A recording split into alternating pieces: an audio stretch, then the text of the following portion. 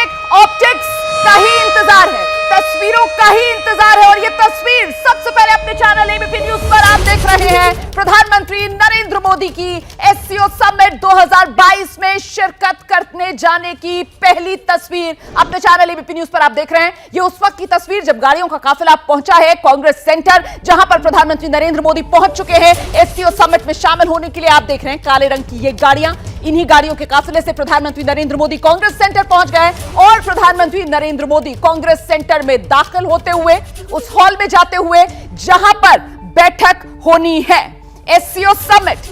आपको बता दें रिस्ट्रिक्टेड फॉर्मेट बैठक है ये, और इसके लिए प्रधानमंत्री नरेंद्र मोदी अब पहुंच चुके हैं कांग्रेस सेंटर। अपडेट के लिए सीधे आपको लेकर चलते हैं ग्राउंड जीरो। हमारे सहयोगी अभिषेक उपाध्याय मौजूद हैं। अभिषेक, तस्वीर सामने आ गई है, प्रधानमंत्री नरेंद्र मोदी कांग्रेस सेंटर के भीतर पहुंच चुके हैं। बिल्कुल रोमाना, वो पहली तस्वीर एबीपी न्यूज़ पर दिखाई दे रही है। प्रधानमंत्री पहुंचे हैं और जब प्रधानमंत्री निकल रहे थे उस समय भी उनके होटल के हम ठीक सामने थे, हमारे सामने ही उनका काफिला निकला। उसके बाद वो पहुंच गए हैं सेंटर। और ये देखिए कांग्रेस सेंटर, बार बार ये जगह हम इसलिए दिखा रहे हैं कि इस जगह और जहां हम खड़े हैं उसके बीच में एक नहर आपको दिखाई पड़ेगी। और ये जो नहर है ये बड़ी प्रतीकात्मक है रोमाना। ये नहर आप ये मान लीजिए कि यही एक तरह से ये कहा जा रहा है, सिंबोलिज्म में कहा जा रहा है कि ऐसी एक नहर है ईस्ट और वेस्ट के बीच में, जिस पर बैलेंसिंग करने का इकलौता काम अगर किसी के पास है तो भारत के पास है। क्योंकि इस नहर के भीतर जो खाई है, कूटनीतिक भाषा में वो खाई लगातार गहरी होती जा रही है। और जो पहला फोटो आप मिलेगा उसकी भी तस्वीर हमने भेजी है। वो जो पहली फोटो अपॉर्चुनिटी होगी वो अपने आप में बहुत कुछ कहेगी। आप ये मान लीजिए आज एक एक फ्रेम कीमती होगा, कीमती नहीं बल्कि बेशकीमती होगा। जो आई कांटेक्ट होगा, जो बॉडी लैंग्वेज होगी, एक एक चीज बहुत कुछ बयां करेगी। ये गलवान के बाद पहली बार एक छत के नीचे होंगे प्रधानमंत्री मोदी और शी जिनपिंग। इसीलिए यहां से जो मैसेज जाएगा उसके बहुत ही दूरगामी निहितार्थ होंगे रोमाना।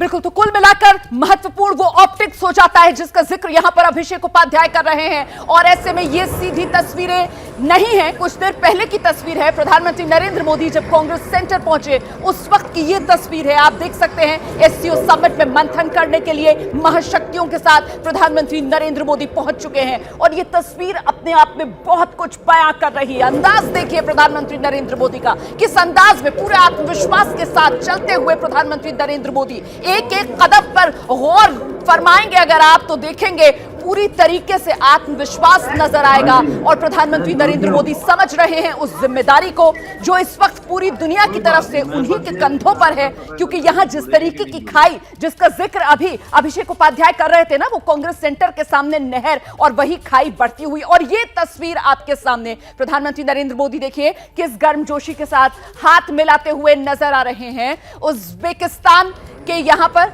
राष्ट्रपति मौजूद हैं और उनके साथ प्रधानमंत्री नरेंद्र मोदी पूरी गर्मजोशी के साथ हाथ मिलाते हुए, ये तस्वीर पहली तस्वीर राष्ट्राध्यक्ष के साथ हाथ मिलाते हुए प्रधानमंत्री नरेंद्र मोदी की नजर आ रही है। और कहीं ना कहीं इसी से वो संदेश जो प्रधानमंत्री नरेंद्र मोदी ने दिया था समरकंद के लिए रवाना होने से पहले, वही सच साबित होता हुआ नजर आ रहा है कि सकारात्मकता के साथ भारत एससीओ समिट के लिए कदम आगे बढ़ा रहा है।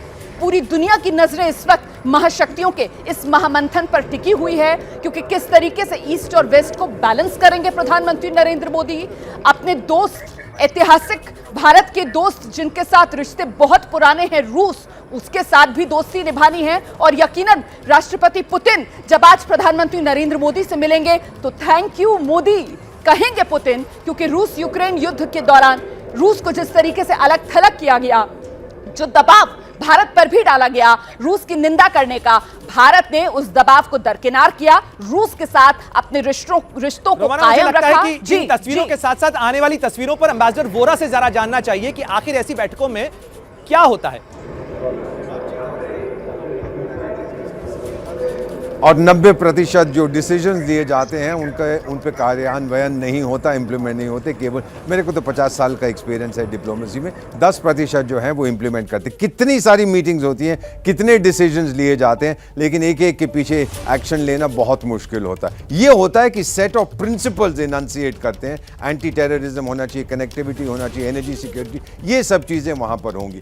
एक बहुत अच्छी चीज़ जो हम अब मैं पढ़ रहा हूं, अच्छी का मतलब इंटरेस्टिंग है कि आजकल रेड क्वाड की बात चल रही है, चाइना, रशिया, ईरान और पाकिस्तान, जो ऑटोक्रेसीज हैं, जो डेमोक्रेसीज नहीं है या इम्परफेक्ट डेमोक्रेसीज हैं, कहते हैं अब वो भी इकट्ठे हो बिल्कुल रहे हैं। एम्बेसडर वोरा, बहुत महत्वपूर्ण होगी आज की मुलाकातें, और इस मुलाकातों के सिलसिले के अंदर बहुत सारी चीजें होनी, क्योंकि प्रधानमंत्री की बहुपक्षीय मुलाकात एससीओ में होगी, साथ ही मुलाकात होगी उनकी ईरान के राष्ट्रपति से, रूस के राष्ट्रपति से और साथ ही उज्बेकिस्तान के राष्ट्रपति से। जैसे ही घड़ी का काटा दोपहर 2:30 पे आए, बबीता जी का दिल सास बहू साजिश के लिए मचल जाए।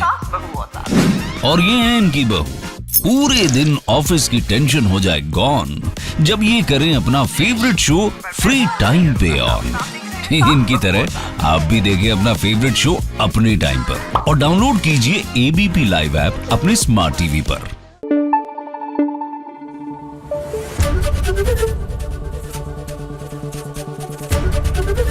एबीपी न्यूज आपको रखे आगे।